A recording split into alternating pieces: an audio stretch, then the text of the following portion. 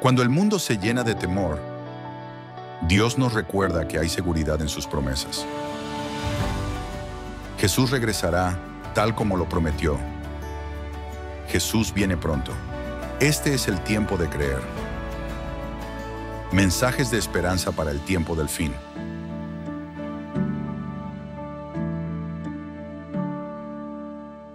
Salutations et bonsoir, une fois de plus, et bienvenue à ce que nous avons comme notre semaine de l'esprit de prophétie où chaque soir, nous avons eu des thèmes différents pour nous aider dans notre vie spirituelle. Salutations, Pasteur Espinosa.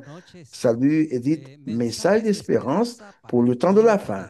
Ça, c'est le thème que nous sommes en train de développer dans toute cette semaine. Nous sommes à la troisième soirée. Nous commençons avec la sécurité de que le Seigneur est avec nous. Bienvenue. Restez avec nous.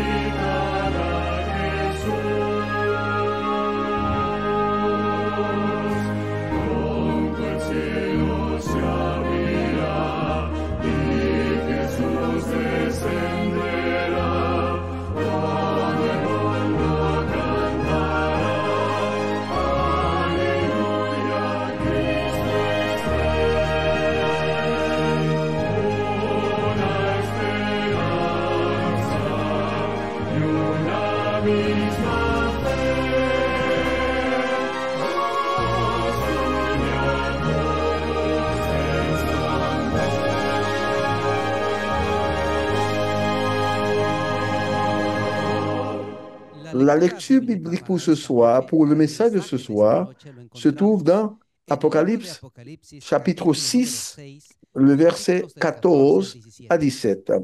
Je vais essayer de le lire. Je vous demande de vérifier ça dans votre Bible. Le ciel se retira comme un livre qu'on roule et toutes les montagnes et les îles furent remuées de leur place.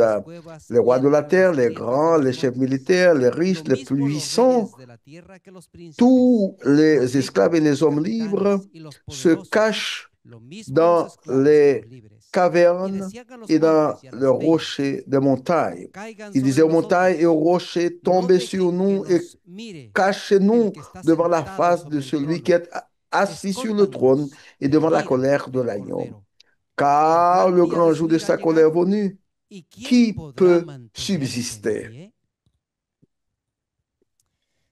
Après cette lecture biblique, nous allons vous demander, et là où vous vous trouvez, de nous accompagner pour avoir la prière d'ouverture. Nous vous invitons à vous fermer les yeux et ensemble, nous allons prier. Notre Père qui est dans les cieux, que ton nom soit sanctifié. Ô Seigneur, en cette occasion, nous voulons te demander, afin que tu sois avec nous dans cette programmation et par-dessus tout que tu sois avec chacun de nous dans nos besoins. En ce temps si difficile, dans des moments de préoccupation, dans des situations de crise, nous te demandons que tu sois avec nous toujours et que tu nous aides à voir la puissance du Saint-Esprit qui transforme nos vies. À ce soir, nous te demandons que ton message puisse atteindre notre cœur et que nous puissions être réceptifs à ce message. Bénis l'orateur de ce soir. Sois avec nous, Père. Sois dans notre vie. Nous te demandons tout ça au nom de Jésus. Amen.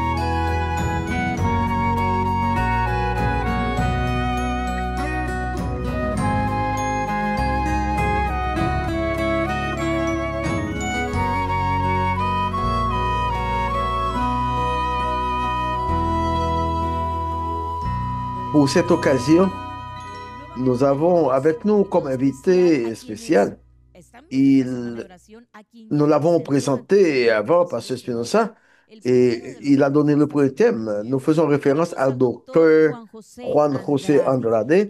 Il est le directeur du centre White de l'Université de Montemorelos.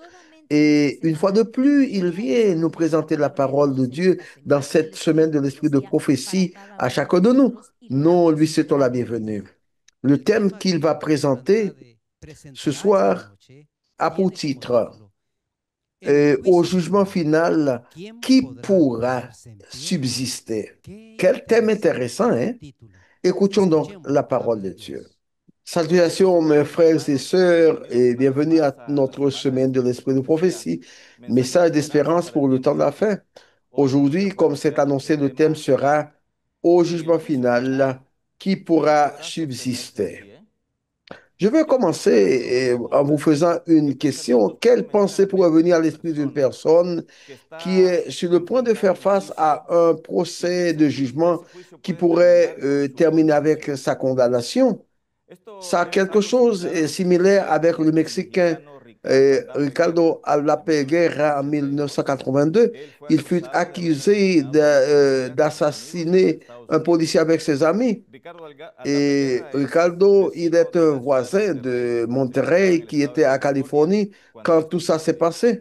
Donc la sentence pour lui, c'était la peine de mort.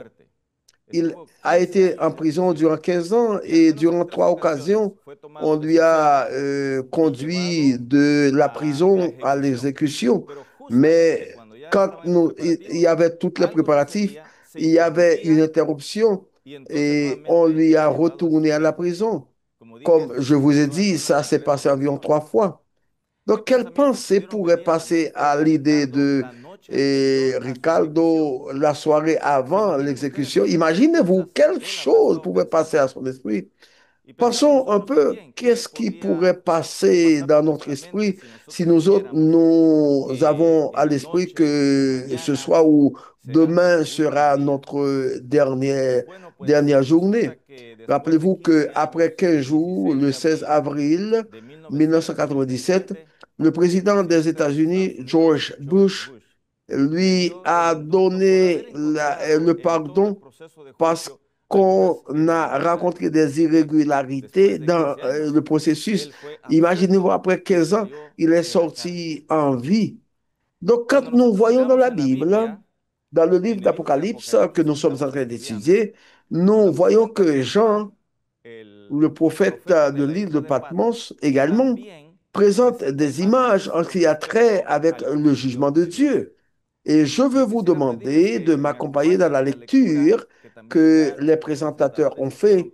Je vais mettre de l'emphase ce que la parole de Dieu dit dans Apocalypse 6, verset 14 jusqu'au verset 17. Voici comment Jean le présente. Le ciel se retira comme un livre qu'on roule, et toutes les montagnes et les îles furent remuées dans leur place. C'est comme un tremblement de terre. Le verset 15 nous dit, les rois de la terre, les grands, les chefs militaires, les riches, les puissants, tous les esclaves et tous les hommes libres se cachèrent dans les cavernes et dans les rochers des montagnes. Et ils disaient aux montagnes et aux rochers, tombez sur nous et cachez-nous devant la face de celui qui est assis sur le trône et devant la colère de l'agneau, car le grand jour de sa colère est venu. Et qui peut subsister? Cette question que Jean a réalisée à la fin du chapitre 6, et ça nous montre que, justement, ça nous présente l'introduction pour penser que dans ce qui peut se passer avec nous au temps de la fin, il a fait cette question qu'il n'a pas répondu, mais cette question est répondue jusqu'au chapitre 7. Le thème du jugement, c'est un thème que d'autres prophètes ont commenté. Également, l'apôtre Paul, par exemple, dans 2 Corinthiens chapitre 5, verset 10, il dit ce qui suit, car il nous faut tous comparaître devant le tribunal du Christ,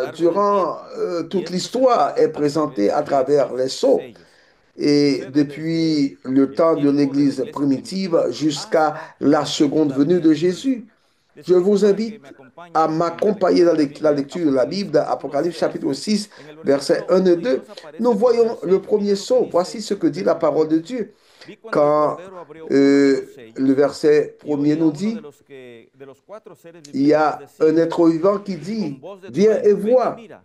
Et voici un cheval blanc. Il avait une couronne. Il sortit en vainqueur et pour vaincre.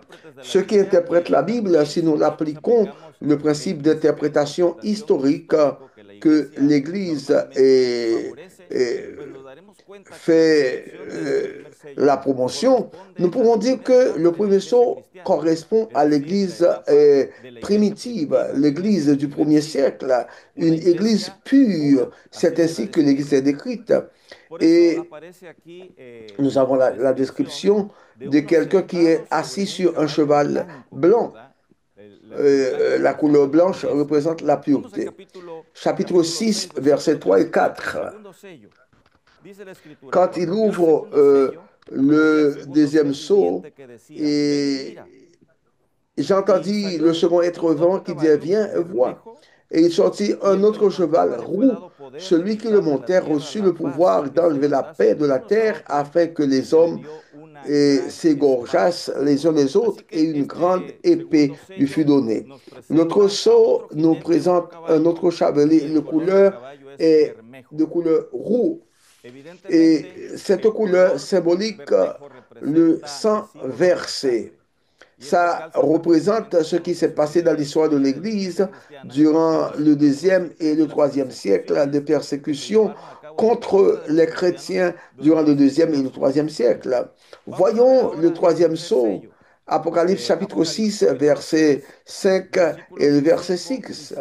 Les Saintes Écritures disent, quand il ouvrit le troisième sceau, j'entendis le troisième être vivant qui disait, viens, je regardai et voici parut un cheval noir. Celui qui le montait tenait une balance dans sa main. Et j'entendis au milieu des quatre êtres vivants une voix qui disait, une mesure de blé pour un denier et 3 mesures d'orge pour un denier, mais ne faisait point de mal à l'huile et au vin. Le troisième sceau représente un autre chevalier avec de couleur noire.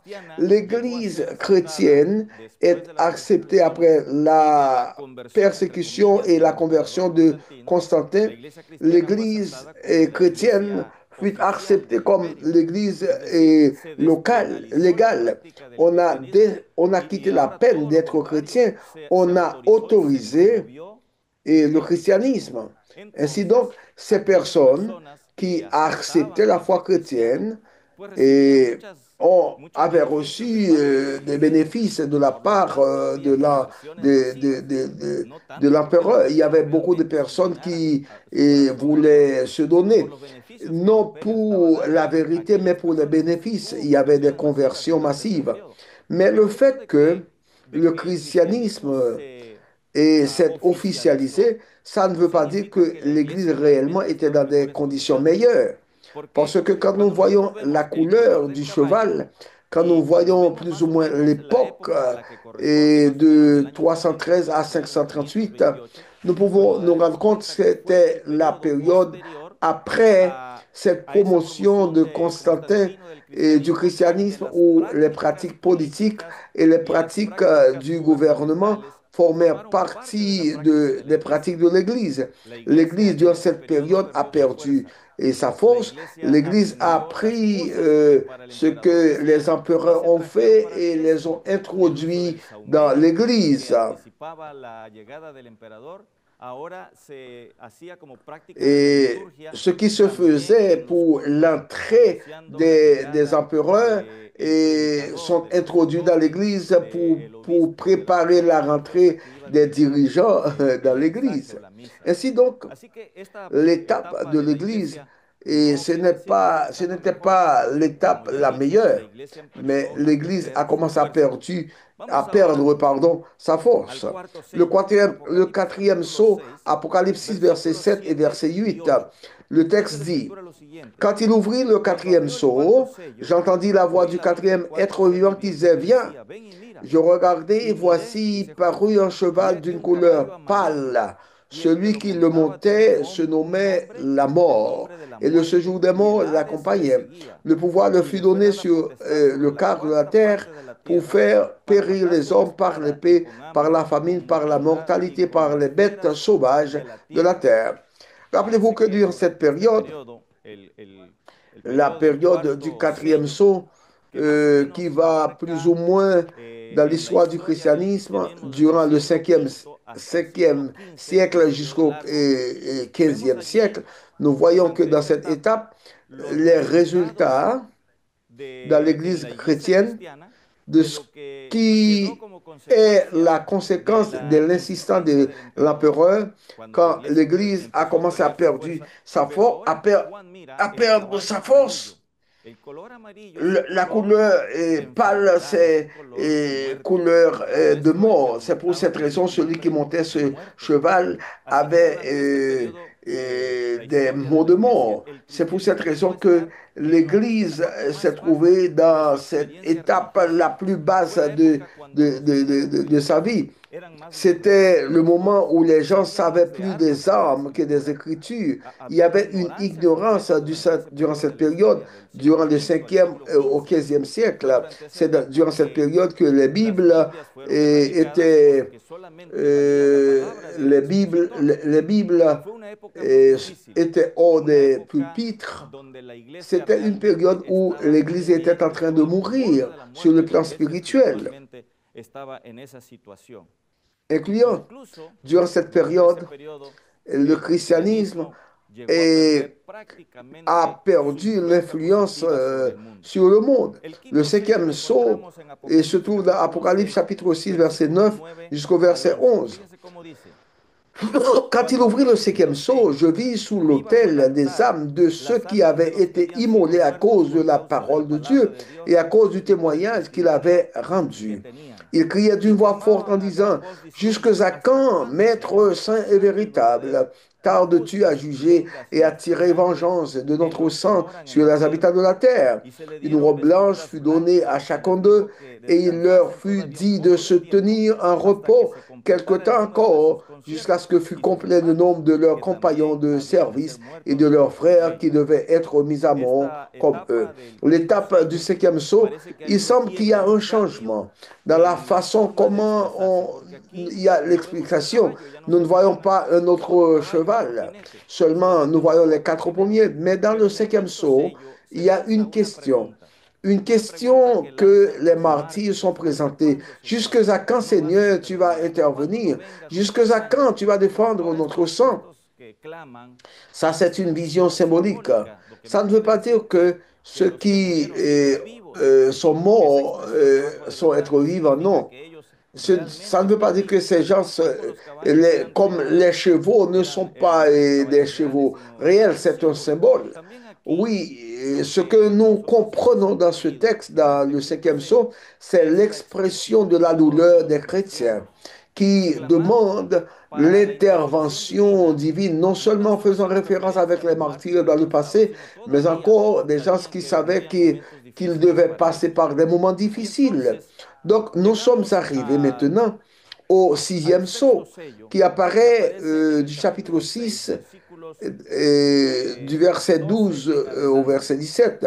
Le verset 12 dit, « Je regardais quand il ouvrit le 6e sceau, et il y eut un grand tremblement de terre. » Ce que je disais, ce que j'en voyais. Et le soleil devient noir comme un sac de crin. La lune entière devint comme du sang. Les étoiles du ciel tombèrent sur la terre comme lorsqu'un figuier secoué par un vent violent jette ses figues vertes. Je vais faire une pause ici. Quand il ouvre le 6e sceau, Jean dit qu'il a vu quelque chose comme un tremblement de terre. Je ne sais pas si vous avez expérimenté un tremblement de terre. Ça m'a fait peur parce que j'ai passé des tremblements de terre. Au Mexique, en 1985, il y avait un tremblement de terre. J'étais à la ville du Mexique. J'étais à 45 minutes de la ville du Mexique. Ça, c'était terrible. Et 2 jours après, j'étais à la ville du Mexique. C'est comme s'il y a un bombardement. Et les tremblements, c'était très difficile. La semaine dernière, j'étais dans un lieu où il y avait un tremblement 4,9. Donc, et ce qui est du Mexique, c'est beaucoup plus fort. Quand la Bible parle de tout ça, il va y avoir un tremblement de terre. Les Saintes Écritures disent ce que Jean a vu, c'est que les îles, les montagnes se sont retirées de leur place. Ce serait un tremblement très grand dans notre échelle. Il y a seulement jusqu'à 10. Donc, ce tremblement de terre, ça va être de 20 ou de 30 ou de 40 dans l'échelle Richter. Ça va être quelque chose de terrible. Avec ça, les montagnes, les îles vont disparaître. Ce n'est pas ce qui est important ou ce qui doit nous donner la peur, mais ça vient comme la conséquence de cette scène. Le chapitre 6 nous dit, quand ces choses arrivent, le verset 15 nous dit, les rois de la terre, les grands, les chefs militaires, les riches, les puissants, tous les esclaves et les hommes libres se cachèrent dans les cavernes et dans les rochers des montagnes. Ils disaient aux montagnes, aux rochers, tombez sur nous et cachez-nous devant la face de celui qui est assis sur le trône. Il y a quelque chose de très important ici. Normalement, nous croyons que les riches, les puissants, ce sont des personnes qui n'ont pas de l'intérêt pour les choses de Dieu. Non, nous ne pouvons pas généraliser ça. Il y a des personnes qui ont beaucoup d'argent dans ce monde. Il y a des personnes qui ont de la puissance. Ce sont des personnes sensibles à la voix de Dieu. Ce n'est pas une question de tous, non. Mais en termes généraux, ça veut dire que normalement, une personne avec beaucoup de ressources, beaucoup d'argent, une personne puissante, normalement ne sent pas l'inclination de mettre sa vie entre les mains de Dieu parce que cette personne croit dans sa richesse. Mais ce que nous voyons, c'est que ce ne sont pas seulement les riches qui voulaient trouver un lieu pour se cacher, mais le texte nous dit également les pauvres, les esclaves. Cela nous dit que cette situation du rejet à l'appel de Dieu, ce n'est pas une question seulement de groupe, c'est un problème de l'être humain, de la nature, de l'être humain en général, qui normalement, nous nous éloignons de Dieu, nous vivons indépendamment de sa direction, et ça peut constituer pour nous un grand risque. Ainsi donc, le chapitre 6 du livre d'Apocalypse présente la leçon qui est l'histoire de l'Église chrétienne durant tout le temps. Et Jean termine le chapitre 6 en faisant cette question. Car dans le chapitre 6, nous voyons une référence au jugement de Dieu. Les prophètes de l'Ancien Testament ont parlé du changement. Ils l'appellent le jour du Seigneur. Le jour du Seigneur, c'est quand Dieu agit de manière spéciale sur l'humanité. Et ainsi donc, comme Jean, les prophètes de l'Ancien Testament ont fait référence avec le jugement, et il termine ce chapitre et le 6e sceau pour faire la question dans le jugement final, qui pourra subsister? Il n'a pas répondu à cette question. Le chapitre n'est pas conclu. Jean reçoit la réponse au chapitre 7. Qu'est-ce que nous avons dans le chapitre 7? Les premiers versets. Et après tout cela, je vis 4 anges debout aux 4 coins de la terre. Il retenait les 4 vents de la terre afin qu'il ne souffle point de vent sur la terre, ni sur la mer, ni sur aucun arbre. Et je vis un autre ange qui montait du côté du soleil levant et qui tenait le sceau du Dieu vivant. Il cria d'une voix forte aux 4 anges à qui il avait été donné de le faire à la terre et à la mer du mal. Il dit, ne faites point de mal à la terre, ni à la mer, ni aux arbres, jusqu'à ce que nous ayons marqué du sceau le front des serviteurs de notre Dieu. Ainsi donc, ce que nous voyons là, Jean, il a reçu de la part du Seigneur et il a répondu à cette question. Qui peut subsister. Avant le jugement final, les Saintes Écritures disent que les anges sont en train de détenir les vents de destruction. Ils ont reçu l'ordre pour dire, pas encore. Imaginez-vous ce qui va se passer quand ces anges du Seigneur, les gens qui soutiennent les vents, finalement, ils disent toutes les classes de calamités qui viendront sur ce monde, imaginez-vous. Mais avant tout cela, le Seigneur a dit, écoutez, ne le faites pas encore jusqu'à ce que nous arrivions à poser le sceau sur le front de mes serviteurs. Voici ce que dit le verset 4. Et j'entendis le nombre de ceux qui avaient été marqués du sceau, 144 000 de toutes les tribus et des fils d'Israël. Ainsi donc, la réponse que Jean nous donne à cette question, les seuls qui peuvent rester debout seront ceux qui ont reçu le sceau de Dieu. C'est quoi le sceau de Dieu? La Bible identifie un numéro de personnes, 144 000. C'est quoi le sceau de Dieu? Le sceau de Dieu, selon les Saintes Écritures, l'apôtre Paul, c'est l'onction du Saint-Esprit. Romains chapitre 4, verset 8, ceux qui sont guidés par son esprit sont enfants de Dieu. Et nous avons été scellés à travers le Saint-Esprit. Le Saint-Esprit, c'est le sceau qui identifie les enfants de Dieu.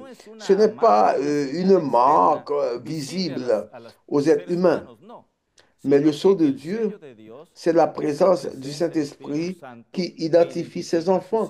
Maintenant, il y a d'autres déclarations qui nous aident à comprendre que le sceau de Dieu, à travers le Saint-Esprit, peut être identifié également, peut se manifester dans l'obéissance à quoi? Les commandements de Dieu, par exemple, le sabbat, la loi de Dieu, c'est un moyen visible et la manifestation du sceau de Dieu. Je vais partager avec vous quelques passages, par exemple. Romains chapitre 8, verset 1er. En lui également, vous autres, vous avez écouté la parole de Dieu, l'évangile du salut, et vous avez été scellés avec le sceau de la promesse de Dieu. Ça nous ouvre ça dans Éphésiens chapitre 1, verset 13. Romains 8, verset 1, il dit, il n'y a aucune condamnation pour ceux qui sont en Jésus-Christ, qui marchent non selon la chair, mais selon l'Esprit. Nous devons, comme Église, être comme Christ et moins comme le monde. Ellen White nous dit que le sceau de Dieu ne va être mis seulement sur ceux qui ont le caractère semblable avec Christ. Comme l'acier résiste, ainsi l'âme doit résister et se conserver avec l'image de Dieu. Écoutez ce qu'il dit. Beaucoup ne vont pas recevoir le sceau de Dieu parce que ces personnes ne gardent pas les commandements de Dieu, c'est-à-dire ces personnes ne produisent pas des fruits de justice. Et d'autres commentaires qu'elle a dit, nous utilisons la parole de Dieu, le fondement de notre prédication, mais également nous utilisons les écrits de l'esprit de prophétie qui nous aident à clarifier certaines choses. Dans la servante du Seigneur dit, le signe ou le sceau de Dieu se trouve dans l'observation du sabbat, institué en souvenir de la création. Le 7e jour de la semaine. Dans ce passage, le sabbat est clairement désigné comme un signe entre Dieu et son peuple. Ainsi donc, le sceau, c'est la présence du Saint-Esprit dans la vie de cette personne et ça est manifesté à travers l'observation du sabbat, de garder le sabbat, la loi de Dieu. Une fois de plus, elle mentionne dans le livre Maranatha, le Seigneur revient, la page 241. Quel est le sceau du Dieu vivant et apposé sur le front de ses enfants? C'est une marque visible par les anges et non par les yeux humains, car l'ange destructeur doit percevoir ce signe de rédemption. L'Esprit intelligent a vu le signe de la croix du calvaire sur les fils et les filles que le Seigneur a adoptés. Le péché de transgression de la foi de Dieu est effacé. Ils sont parés de la robe des noces et sont obéissants et fidèles à tous les commandements de Dieu. Mais je vais aclarer quelque chose. Le fait que nous soyons partis d'une église et que nos noms soient dans cette église, ça, ce n'est pas une garantie que nous autres, nous pouvons être libres. Et ça, c'est une partie très importante. Que nos noms soient sur un livre. Un livre plus important, c'est le livre du ciel. C'est que chaque jour, nous devons donner notre cœur à Jésus. Nous devons vivre de telle sorte que le Saint-Esprit puisse nous diriger notre esprit, afin de produire en nous le vouloir et le faire selon sa bonne volonté, qui se manifeste à travers notre vie, à travers notre style de vie. Rappelez-vous que la servante du Seigneur nous dit que le témoignage d'une vie consacrée, c'est le témoignage le plus puissant que personne peut nier. Il ne s'agit pas seulement de garder le sabbat pour ça, mais c'est la conséquence. Ça, c'est le résultat d'une relation amoureuse entre nous et notre Dieu. En conclusion, quel est le sceau de Dieu? La présence et du Saint-Esprit dans la vie des enfants de Dieu. Comment ça se manifeste? Donc, un moyen comment ça se manifeste dans un caractère semblable avec Dieu, et d'autres moyens, ça se manifeste à travers l'observation du sabbat, comme Ellen White l'a mentionné. Ainsi donc, selon ce que dit Apocalypse, seulement les scellés, les 144 000,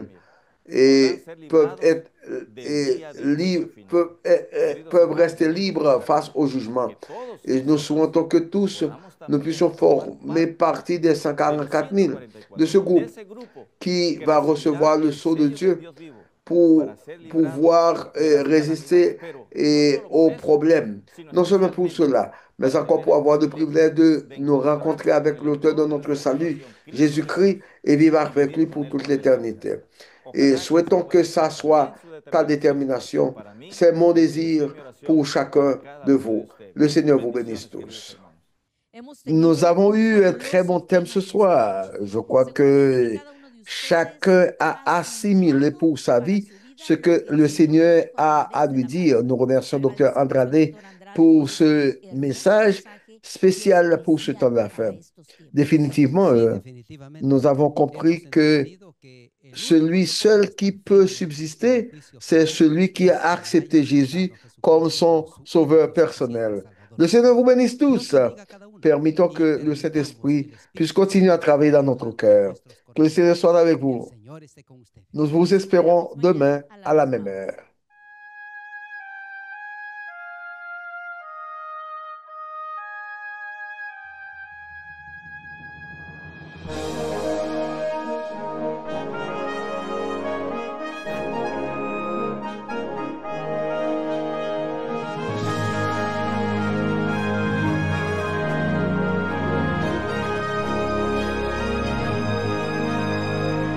Una esperanza